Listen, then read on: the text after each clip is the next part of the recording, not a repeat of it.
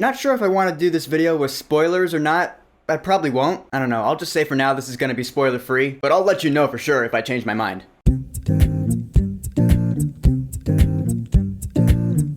Monarch, Legacy of Monsters. So Monarch Legacy of Monsters is the second TV season in Legendary's MonsterVerse and the 6th installment overall so far. This is the first live-action TV show set in this franchise. It's on Apple TV Plus, and this season just wrapped after 10 episodes over 9 weeks. And this show ultimately serves as a bridge between the movies of the MonsterVerse. We're dealing with two different pockets of time in this show. We have a story set back in the 50s, which more or less shows the foundation of Monarch, the big government company that monitors the titans roaming the world. And then we have a story set in 2015, in the months following the events of the 2014 Godzilla movie, where we have our crew of characters that are uncovering a mystery surrounding Monarch. There's family drama in there as well. And these two stories, they do connect with each other in different ways. Really, we're learning more about Monarch. That's the point of the show. A show which ultimately I thought was pretty good. I mean, it is 10 episodes. The season started back in like mid-November. And more or less, I did a pretty good job of keeping up with the show every week until episode 8. Like after episode 7, I did fall off, and so when the show wrapped over this past weekend, I just watched the last 3 episodes back to back. And that is because this show does focus more on the human characters than it does on the monsters, and like in most installments of the MonsterVerse, the human stories do tend to get a little boring, so I fell off towards the end. It's not as boring as other installments of the MonsterVerse have been. In fact, boring, that's actually not the word I should use to describe it, because at a point you do end up getting attached to the human characters in the story. And actually, I really like the fact that some characters here you know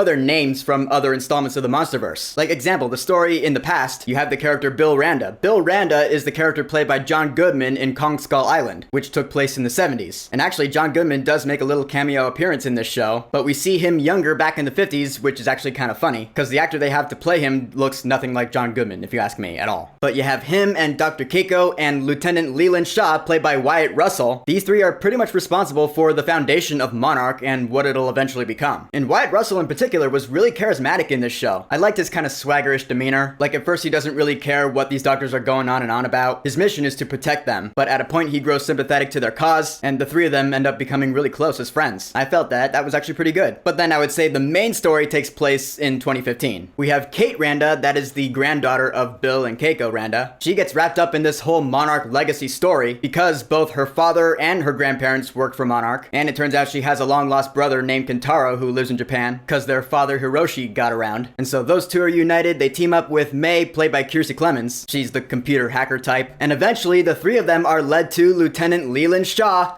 now played by Kurt Russell. Yeah, the same character who was played by his son Wyatt Russell in the 50s storyline. That's actually one of the highlights of this show, is the fact that both Kurt Russell and his son Wyatt, they play the same character at different points in time. At first I thought, that's kind of weird, but it actually ended up really working in the show's execution. Kurt Russell has the same kind of swagger and charisma that his son does. It's genetic, so it just makes sense. And so their journey that they go on, I would call that the main storyline of the show. Which again, yeah, it does focus more on these human characters than the monsters. Really, the monsters, they are not in this show all that much. The show focuses more on the discovery of these monsters and their behavioral patterns, how they work, how they operate, which I guess is all well and good. Again, usually when I watch something that has a monster in it, I watch it for the monster. If it's gonna focus more on the humans, it has to really impress me. The show did an alright job of that. What I did think was really cool though is the fact that, yeah, it is a bridge between all the movies. You see plot points and characters from the 2014 Godzilla movie and Kong Skull Island. Like example, at the beginning of the 2014 Godzilla movie, you see the Bikini Atoll test where they're trying to use the big bomb to blow up Godzilla. That ends up being a scene in one of the episodes of the show. That's not a spoiler because it was in the trailer. But it shows that there was more going on in that scene than we saw in the movie. That was actually really cool. And then later on, you see things that will lead into the events of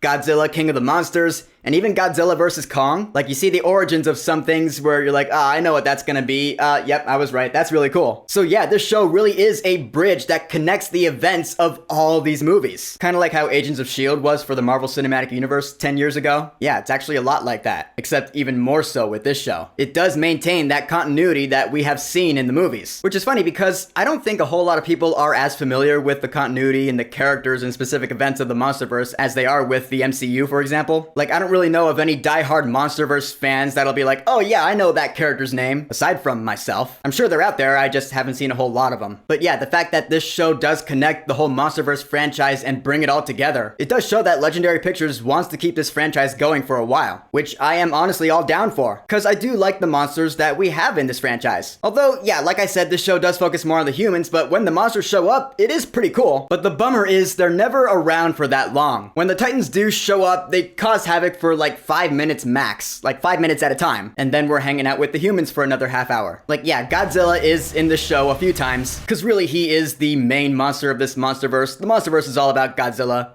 and Kong, but Godzilla. But whenever Godzilla shows up in the show, he'll be there for like 2 minutes and then he'll be gone. It was cool when he was on screen, but again, this show's not about Godzilla, but you do expect that because this show's not called Godzilla, it's called Monarch, so it's fine. And of course, there are other monsters besides Godzilla. I'd say the other main one in this show is this Ion Dragon that showed up back in the 50s and also in the present day storyline. But really, that's what made me realize that this MonsterVerse includes a lot more monsters that we are not familiar with because they are brand new inventions for this franchise. I mean, sure, the main title ones we know, like Godzilla, Kong, whatever, yeah, those are the ones who have been around for decades. But really, as far as enemy monsters go, there are a lot of new invention monsters that are just pull a name out of the air, design a random generic looking monster, and there you go. A lot of the ones that we saw on Skull Island and Kong Skull Island, for example, or in Hollow Earth and Godzilla vs. Kong, and now in Monarch Legacy of Monsters, there are a few monsters like that as well. I'm not really complaining, I do get it. This is a world full of different monsters, so we're gonna see a lot of shit. But the main players, at least in a couple of the movies, they are gonna be monsters that we are familiar with, like Mechagodzilla and Ghidorah. I guess we'll see how that goes moving forward in this franchise. Like, I guess we're getting new monsters for Godzilla x Kong the New Empire with the Scar King and Shimo, who looks really awesome, by the way. I don't know. Getting back to Monarch Legacy of Monsters, though, I will say the finale was pretty cool, and I think I'm still gonna keep it spoiler-free, just in case. But I really did like the plot twists and turns that the finale brought to the table. Things I didn't see coming. Like, the end of episode 9, that plot twist, I was like, out loud, I was like, get out of here! I actually liked it a lot. But then, it's funny, I was like, did you borrow that plot point from Captain America, the First Avenger? Because that's right out of that movie. And you did it a couple of times, okay. Not that I'm complaining, I actually felt it really worked in this story, but I couldn't help but feel like that they must have been like, yeah, we're totally gonna pull off a Captain America here. They knew what they were doing. I mean, they had US Agent in there anyway, so why not? Finally, the score in the show was alright. I do like the intro music, the theme. I did end up skipping it for most of the season, but for the finale, I watched the whole thing and I was like, you know what? This actually is some pretty good music. It's got that techno spy vibe.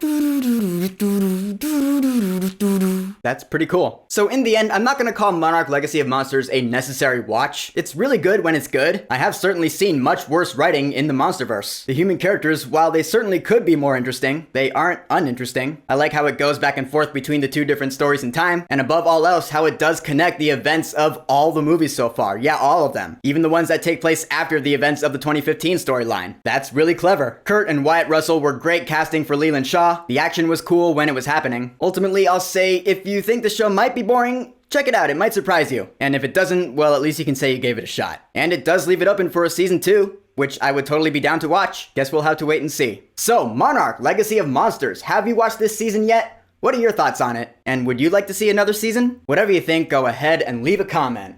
And of course, thank you for subscribing. Peace!